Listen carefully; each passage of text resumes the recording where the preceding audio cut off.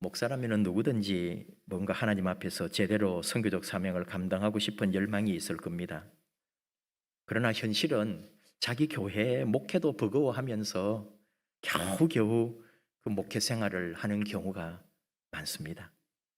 마음은 온 세계를 누비면서 하나님의 주신 사명을 감당하려고 신학의 길에 들었었겠지만은 실제로는 자기 한 몸도 건사하기 힘든 게 실제 모습일 때가 많다, 그런 얘기죠. 여러분 인생에서도 지금까지 살아오시면서 이런 일도 계획해보고 저런 일도 감당해보고 뭔가 또 새로운 꿈도 꾸고 하지만은 그게 다 내 뜻대로 된 게 아니고 겨우 내 한 몸 살아가는 것만 해도 감사하다고 그럴 때가 또 실제로 있죠. 이런 게 목회자나 또 여러분들 개인의 삶에서도 다 고민이고 아픔이기도 할 겁니다. 레디컬이라는 책이 있어요. 레디컬은 급진적이라는 뜻이죠. 과격하다는 의미도 있습니다. 사회의 대대적인 변화를 요구하는 그런 세력을 급진 세력, 급진파라고도 하죠. 레디컬은 미국 브룩힐즈 교회 데이비드 플랫 목사님이 내신 책입니다. 책이 나온 지 10년이 됐고요. 그때 10년 전에 제가 한번 다른 부분을 가지고 얘기한 적도 있습니다. 근데 이 책은 오늘 읽어도 오늘 지금 인쇄되어 나온 것처럼 정신이 번쩍 들게 하는 따끈따끈한 그런 책이라고요. 데이비드 플랫 목사님 말합니다. 교회는 레디컬하다고. 그래야 한다고요. 교회는 급진적이고 과격하고 세상을 뒤집어 엎어야 된다고요. 근데 우리가 지금 잘못하고 있다는 거죠. 무슨 의미에서 교회가 급진적이고 과격하고 세상을 뒤엎어야 된다, 그런 말일까요? 우리는 교회가 커지고 교회 등록하는 사람 많아지고 교회가 대형 교회가 되길 원해요. 정말 그렇습니다. 우리는 하여간에 교회가 컸으면 좋겠어요. 우리 교회가 더 많이. 그러면서도 또 이제 이런 얘기도 합니다. 무조건 크면 되냐? 실속 있고 특징이 있는 제대로 된 교회가 되어야지. 근데 뭐 실속 있고 특징이 있고 제대로 된 교회가 사실 뭘 의미하는지 구체적으로는 잘 모르겠어요. 하여간 그러거나 말거나 누가 뭐라 해도 결론은 실속 있고 특징이 있고 교회다운 교회고 하나님이 살아계시고 주님이 칭찬하는 교회고 모든 사람이 존경하는 교회라 할지라도 하여간에 교회는 더 컸으면 좋겠다. 이게 우리 마음이라는 거예요. 다 대형 교회가 되길 원해요. 큰 교회 되길 원해요. 우리 교회가 앞으로도 계속 더 컸으면 좋겠어요. 사람도 더 많고 돈도 더 많고 하는 일도 와, 교회가 이런 일도 하네 하면서 세상이 놀라주는 교회, 이름이 빛나고 등달아서 교회 다니는 우리들조차도 자부심이 더 높아지는 그런 교회가 되길 원한다 이거죠. 근데 예수님은 어떻게 하셨느냐 이 말을 하는 거예요. 데이비드 플랫 목사님은 수많은 인파가 예수님에게로 몰려들고 예수님의 이름이 사방에 퍼져나가고 예수님이 유대의 왕, 유대의 지도자처럼 보이기 시작할 때 예수님은 말씀합니다. 너희가 나의 살을 먹지 아니하고 나의 피를 마시지 아니하면 너희 속에는 생명이 없다. 그때 예수님의 제자들은 어떻게 반응하나요? 데이비드 플랫 목사님이 약간 각색을 했어요. 제자들의 말을. 주님, 제발 피 타령 좀 그만하세요. 살을 먹고 피를 마시고 죽어야 한다는데 자꾸 그런 얘기하시면 성장하고 부흥하는 대형교회 명단에 못 들어갑니다. 제자들은 그렇게 예수님께 받았다는 거예요. 그러나 예수님은 제자들의 말에 아랑곳하지 않고 예수님은 이렇게 말합니다. 나는 십자가를 지러 간다. 나와 같이 가자.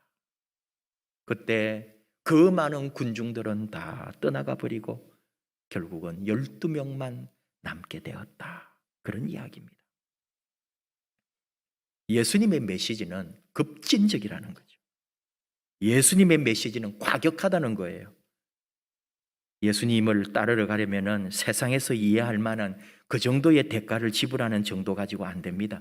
순종과 고난과 죽음이라는 대가를 치르는 급진적 결단과 급진적인 삶을 동반해야만 된다는 그런 의미에서 교회는, 성도는, 그리스도인은 과격하고 급진적이어야 한다. 그런 얘기죠. 역사의 물줄기를 새로운 방향으로 바꾸고 세상을 뒤집어 엎는 그런 일을 교회가 감당해야 한다. 사순절이에요.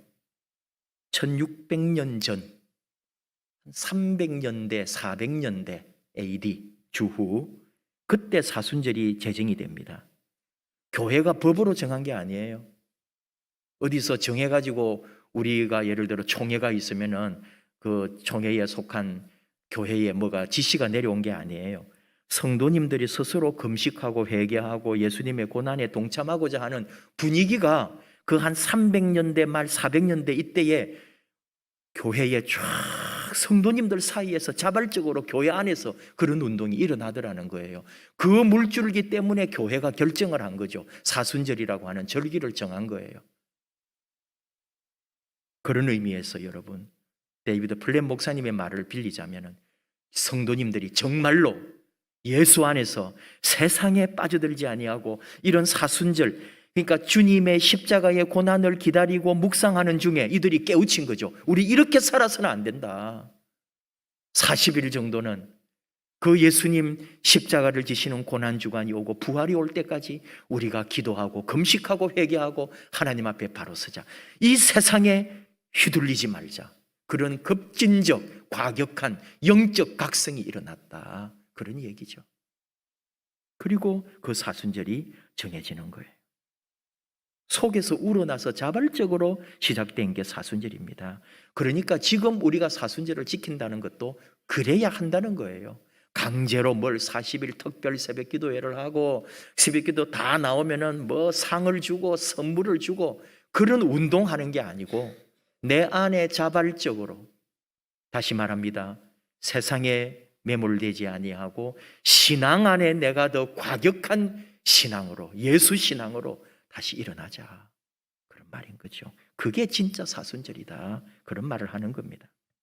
누가 시켜서 하는 게 뭐가 재미가 있겠어요?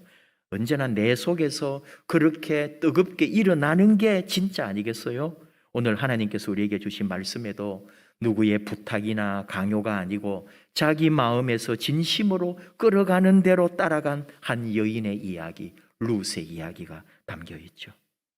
사순절에 뭐 룻 얘기를 하지만은 우리 여기서 발견하는 거예요. 주님의 낮아지심이 보입니다. 주님의 내려놓음이 있습니다. 그리고 나의 자기 비움을 깨달을 수 있는 룻의 고백이 있다, 이 말이죠. 룻기 말씀의 배경이야 여러분이 하도 많이 들었겠지만은 또 새롭게 신앙생활 하시는 분들이 있기 때문에 한번 또 이렇게 언급을 해봅니다. 베들레헴에 한 유대 가족이 있었는데 흉년을 피해가지고 모압이라는 다른 나라로 잠시 이사를 갑니다. 엘리멜렉이라고 하는 사람이 아내 나오미와 아들 말론과 기론을 데리고 가죠. 잠깐 갔는지 이민 갔는지는 모릅니다. 우리식으로 말하면은 짧은 기간이라도 이민을 간 것 같아요. 또 우리와 이렇게 비교를 해보면 여러분, 모압은 이스라엘과 이렇게 친하게 지내는 그런 데가 아닙니다. 우리 뭐 친중, 친미 이런 관계가 아니고 별로 좋지 않은 관계의 모압이고, 나중에는 막 선지자들이 모압을 저주하고 그래요. 그만큼 이스라엘을 괴롭힌 나라거든요. 오죽하면 그러겠어요. 우리로 딱 말하면 일본 같은 데로 이민을 간 거예요. 우리나라가 너무 힘들어서. 그런데 갔는데 남편이 죽죠. 엘리멜렉이 죽어요. 이 혼자 된 나오미가 아들 둘이 하고 그렇게 또 살아보겠다고 발버둥 치지만은 사실 뭐 어떻게 살겠어요? 그래도 얘들이 자라가지고 아들들이 그 모압 아가씨하고 결혼도 합니다. 근데 또 이 집안에 우리로 말하면은 팔자도 어쩌면 그런 팔자가 있을까요? 결혼한 두 아들이 죽어요. 참 3000년 전 고대의 얘기인데 질병도 많았고 사건도 많았고 목숨을 잃는 사람들이 참 많았어요. 불행한 사건이죠. 어쨌든 남자 3명이 다 죽어버리고 졸지에 여자 3명만 이 집에 남았다, 이거 아니에요. 받아들이기 힘든 상황이지만은 어떤 경우에 우리 삶에도 기가 막힌 일이 일어날 때가 있잖아요. 오늘 말씀에 나오는 이 남편과 두 아들을 잃은 나옴이라는 여인의 운명을 참 우리는 이해하기도 힘들고 우리 주변에 그런 사람 만나기도 힘들어요. 어쨌든 나오미가 결심했어요. 이 정도 되면 나 여기 못 살겠다. 고향에 돌아가자. 다시 내 조국으로, 내 고향 땅으로 돌아가자. 남의 나라 와서 살아보겠다고 했는데 남편 자식 다 잃고 뭐 미련도 없어요. 그리고 이 모습으로 내가 여기서 살아간들 사람들로부터 받는 그 말할 수 없는 모든 눈총을 내가 감당할 자신이 없어요. 그래서 두 며느리에게 너희들은 각자의 길로 가라고 하지요. 너희가 어찌 나와 함께 가겠느냐? 내 태중에 너희의 남편 될 아들들이 있느냐? 뭐가 있냐? 나는 늙었다. 이게 여러분 계대 결혼법, 유대의. 형이 결혼했는데 형이 죽어요. 자식이 없이. 그러면 동생이 형하고 결혼을 해요.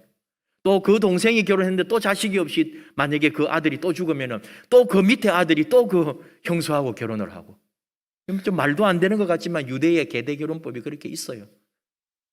그러니까 나오미가 하는 말이 뭐예요? 내가 이 나이에 결혼을 해가지고 애를 낳아가지고 그것도 아들을 낳아가지고 아들을 키워가지고 열 몇 살이 될 때 결혼할 나이가 될 때 너희들한테 주면 언제까지 그러겠냐고요. 이 말이 안 되죠. 그러니까 지금 한 살이라도 더 젊었을 때 좀 결혼 한번 했던 흠은 있지만 그래도 너희들 그렇게 새로운 길 가라 하고 보내주는 거죠. 울음바다가 됐다. 우리가 좀 읽진 않았어요. 이 말씀에 이 며느리들과 시어머니가 그냥 울음바다가 됐죠. 그래가지고 며느리 오르바는 시어머니 뜻대로 결국은 자기 고향 집으로 돌아갑니다.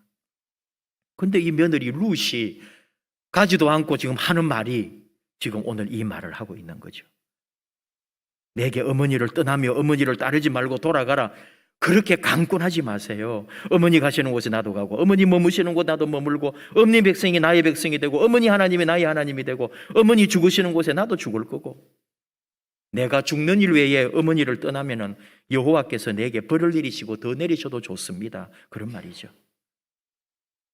며느리가 아닌 것 같아요. 며느리는 그러지 않을 것 같은데 진짜 며느리는 아싸 잘 됐다 이러면서 빨리 가야 되는데 이게 이런 며느리가 나타나다니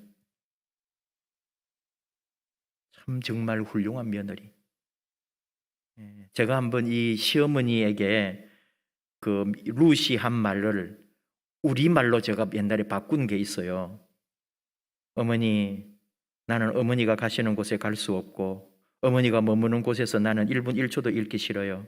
어머니 가족들을 다시는 보고 싶지 않고 어머니 종교는 진절머리가 납니다. 어머니가 죽으시는 게 차라리 내 소원이고 어머니 묻힌 곳은 쳐다보지도 않을 것이고 내가 죽었으면 죽었지 어머니하고는 안 살 겁니다. 오늘 우리의 진짜 며느리의 속내는 이러지 않을까? 며느리만 욕하지 말고요. 시어머니가 깨달아야 되는 거예요. 자, 유튜브에 보니까 그 여자 아가씨가 이제 집에서 막 이제 뭐 부침개도 하고 뭐도 만들고 막 뭘 하더라 막 국도 끓이고 그러는데 우리 엄마가요 시댁은 싫어가지고 우리 집에 시금치가 없어가지고 이거 부추 넣을게요 말을 해도 그러더라니까요 얘가 그러면서 그 요리를 막 해요 먹방을. 참, 여러분 이게 힘든 거예요. 신앙이라는 게 삶이라는 게. 어느 남자가 예수님을 만났어요. 너무 깊게 예수님을 만나가지고 너무 좋은 거예요. 근데 이 집은 원래 행복한 집안이에요. 미국 얘기입니다. 우리 얘기가 아니고. 너무너무 집안 원래 행복하고 이 남편이 원래 가족을 사랑하고 자녀들을 사랑하고 가정적이고 열심히 살고 그리고 부인도 직장 생활을 하는데 굉장히 훌륭하고 커리어 우먼으로서 자기 역할을 잘 감당하고 가정에 어려움이 하나도 없어요. 그런데 이 남편이 예수님을 만나가지고 너무 신앙이 좋아진 거예요. 자나깨나 예수 얘기하고 밥 먹으면서도 신앙 얘기하고 가족들과도 아내에게도 신앙 얘기하는 거예요. 이 아내가 열받은 거예요. 아니 뭐가 부족해? 뭐가 어려워? 우리 행복하잖아. 우리 지금 충분히 다 잘 살고 있잖아. 우리 가족 문제 없잖아. 근데 왜 하나님이며 예수가 끼어들어가지고 우리 집을 이렇게 힘들게 하고 나를 괴롭히냐고. 나 못 살겠어. 이혼을 결심합니다. 여러분 이게 현실이에요. 이게 다 좋다 이거예요. 우리 남편 너무 좋아요. 다. 신앙 얘기는 하지 말라 이거죠. 너무 자기 중심적으로 삽니다. 여러분 우리가 내 편한 대로 살려고 그러고 내 좋은 대로 내 형편 내 입장대로만 살려고 하는 거예요. 그러니 그 속에 좋은 것이 나올 리가 없죠. 자원하는 거, 진정으로 내 마음에서 일어나는 거. 오늘 오르반은 여러분 어떻게 보면 현명하잖아요. 어머니 마음 잘 알았고 또 내 인생을 생각해 볼 때 이거 남 또 엉뚱한 나라에 유대 나라에 가가지고 내가 어떻게 살아요? 그래가지고 떠나죠. 어머니 마음을 따라서 떠난 거예요.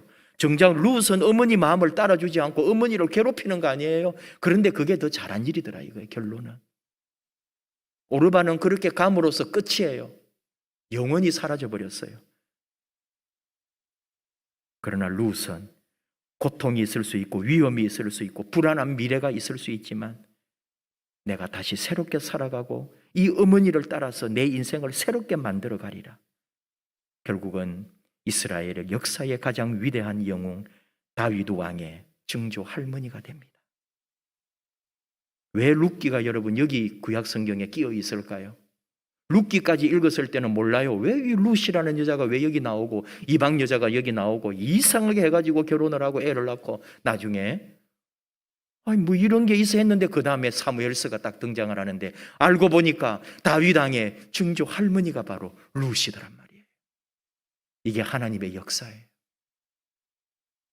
내 마음에 그 자원하여 뜨거운 마음으로 그저 어머니가 좋아서 어머니 신앙이 좋아서 어머니 삶이 좋았고 어머니와 사는 그 기간 동안에 어머니를 통해 배운 게 좋아서 어머니를 따라 그냥 가려고 따라 나선 길이 내 인생의 위대한 선택이었고 그 모든 것은 하나님이 그렇게 놀랍게 역사하셨다는 거죠. 여러분 신앙은 삶은 그렇게 한순간에 과격하고 급진적일 때 도리어 더 놀라운 역사를 낳게 된다는 것을 말씀하는 겁니다. 우리 문제는 너무 자기중심인 거예요. 계산도 너무 잘하고 하나님 없이 자기중심적으로 너무 잘 살아요. 그리고 최선을 다했다 그래요. 바쁘다 그러고요. 돈 벌어야 되고요. 그러면서 또 아파요. 아파 죽겠다 그러고 더 급한 일이 있다 그러고 그러면서 분주해요. 근데 돌아보면 없다니까요. 뭐 남은 거는. 다 뭔가 열심히 뭘 한다고 하는데 하나님보다도 더 열심히 한 일들이 정말 내 삶에 무엇으로 남아있는지 신앙을 대수롭지 않게 여기는 오늘 우리 시대가 된 거예요. 믿음의 삶의 생명의 역사가 있다는 것을 순간순간 놓치고 있어요. 어떤 상황에서도 하나님을 선택하고 하나님을 따라 나선다는 것. 바쁘니까 더 기도해야 되고요. 아프니까 더 순수한 믿음으로 나아가야 되고 돈을 벌어야 되니까 하나님을 더 의지해야 되고 할 일이 많으니까 시시때때로 하나님의 손길과 도움을 의지해야 되는데 우리는 반대로 하는 거예요. 바쁘니까 기도할 시간 없다 그러고 아프다 보니까 짜증나고 신앙조차도 막 다 거추장스럽게 느끼고 돈 벌어야 될 시간이니까 하나님 섬길 시간이 없다 그러고 내가 할 일이 많고 내가 너무 바빠서 하나님이 도와주는 손길조차도 필요 없다고 난 너무 바쁘다고 급하니까 성령님의 보이지 않는 손길과 힘을 더 의지해야 되는데 그게 믿음인데 그럴 때 기적이 일어나는데 우리는 믿음 없으면서도 그게 도리어 자기가 부지런히 성실히 잘 사는 것인 줄 착각하고 살아간다는 거예요. 영적 과격함, 영적 급진적이라는 말은 절대적으로 신앙으로 하나님 앞에 온전히 나를 굴복시키고 그분을 우선하고 그분 앞에 철저하게 내려놓는 삶인 거죠. 너무 믿음이 없어요. 하나님과 상관없이 전혀 상관없이 하나님 없어도 살 수 있는 삶을 우리가 살고 있다니까요. 그게 지금 내 사는 모습이에요. 뭐 하여간에 바빠요. 돈 벌고 자식 키우고 먹고 살기 바쁘고 사람 만나고 운동하고 맨날 스마트폰 보고 텔레비전 봐야 되고 교회는 다녀요. 교회도 가요. 그 바쁜 와중에. 근데 못 가도 상관은 없어요. 때가 되면 집사도 되고요. 직분도 받아요. 교회 생활 그냥 해왔어요. 여러분, 그곳에 하나님이 계셨습니까? 이 질문을 해보는 거예요. 내 믿음 생활 수십 년 해오고 저는 목사로서 여러분은 각자의 자리에서 내가 지금까지 이렇게 교회 생활도 하고 삶도 열심히 살고 살아온 그 시간에 하나님 계신가요? 하나님 없이도 우리끼리 너무너무 잘했는데요. 하나님 없어도 여러분 이렇게 만들지 않았을까요? 우리 지금 잘못하고 있는 거예요. 잘못 믿고 있는 거예요. 우리 바뀌어야 된다는 거예요. 예수 안에 다시 바뀌어야 돼요. 하나님 없이도 너무 잘 살고 있다니까요. 하나님 없이도 우리 교회 운영 너무 잘하고 있다니까요. 어떤 경우에는. 정말로 우리가 하나님 앞에 다시 하나님 중심으로 돌아가는 때가 지금 이 시간이다. 오늘 룻은 온전히 어머니의 뜻대로, 어머니의 신앙, 어머니의 나라, 어머니의 삶을 따라가겠다고 다시 우리에게 적용합니다. 우리는 예수님에게로, 예수님의 마음, 예수님의 말씀, 예수님의 삶, 그분이 걸어가신 그 길 내가 그대로 따라가겠습니다.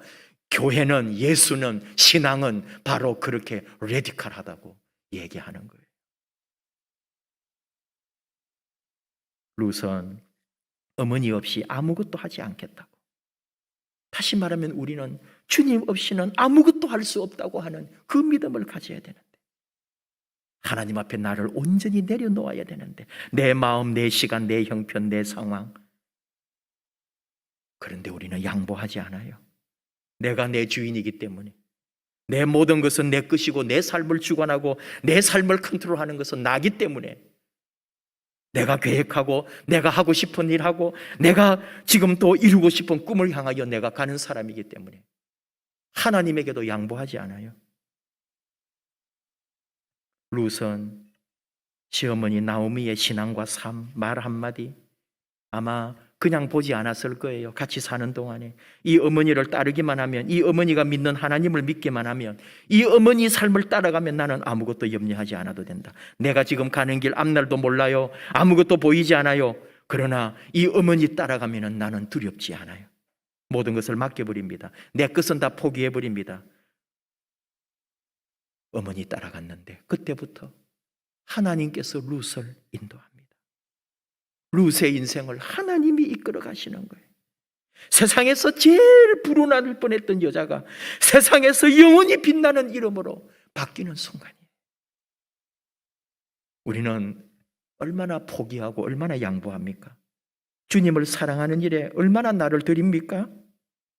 기도하기 위해서 다른 것을 얼마나 포기합니까? 예배드리기 위해서 얼마나 다른 것을 내려놓습니까? 우리는 너무 핑계자래요. 시간이 없다고. 몸이 말을 안 듣는데요. 다른 일이 급하게 생겼대요. 결국은 자기를 내려놓지를 못하는 거죠. 매일 자기 힘으로 삽니다. 그래서 뭘 이루셨어요? 돈을 많이 벌었어요? 건강해졌어요? 자녀들이 다 효도하고 성실하고 잘합니까? 그래서 인생길이 편하고 여러분 마음은 편안하신가요?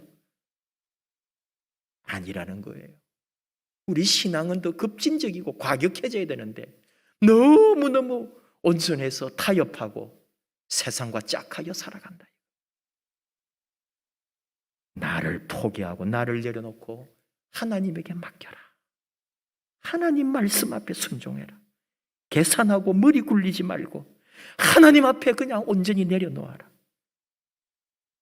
사도 바울을 통해 주님 말씀합니다. 고린도후서 1장 9절 자기를 의지하지 말고 오직 죽은 자를 다시 살리시는 하나님만 의지하게 하려 하심이라. 하나님만 의지하라.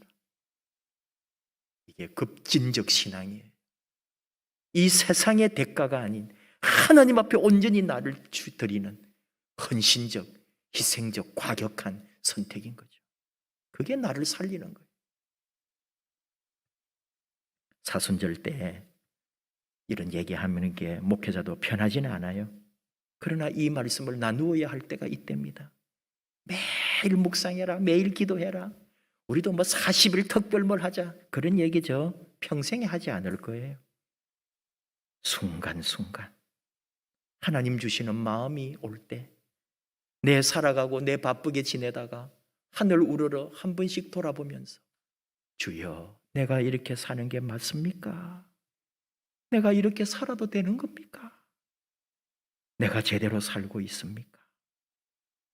그렇게 다시 한번 돌아보면서 주여, 오늘도 주님 앞에 내가 무릎 꿇기를 원합니다. 주여, 내 마음 이끌어 주시고 주님이 이끄실 때 순종하는 저로 그렇게 바꾸어 주옵소서. 사순절에 이런 기도, 이런 영적 고민, 이런 믿음으로 다시 일어나고 예수 앞에서는 세상의 끝 구별하지 말고 하나님 앞에서는 내 영혼, 내 삶이 진정으로 과격하기도 하고 그리고 세게 주 앞에 온전히 나를 무릎 꿇는 그런 참 신앙인들, 그런 진짜 그리스도인으로 저와 여러분 다시 변화되기를 원합니다. 기도하십시다. 하나님 아버지, 예수님만 온전히 섬기기 원합니다. 우리 삶에 예수님만이 온전히 주인 되기를 원합니다. 이제 남아있는 우리의 삶 가운데 내 인생의 최고의 가치가 우리 예수님 되기 원합니다.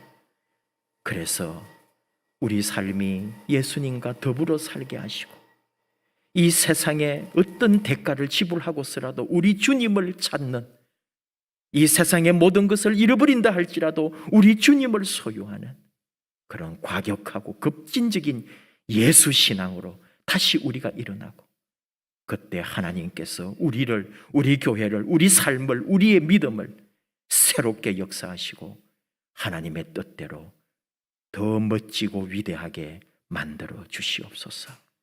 우리 교회가 그런 교회 되기 원합니다. 그래서 함께 모인 사랑하는 하나님의 사람들, 귀한 주의 일꾼들, 주님의 동력자들을 기억해 주시고 주님의 아름다운 교회, 생명의 교회, 세상을 바꾸는 일에 쓰임받는 저희 삼아 주시옵소서. 예수님의 이름으로 기도하옵나이다. 아멘.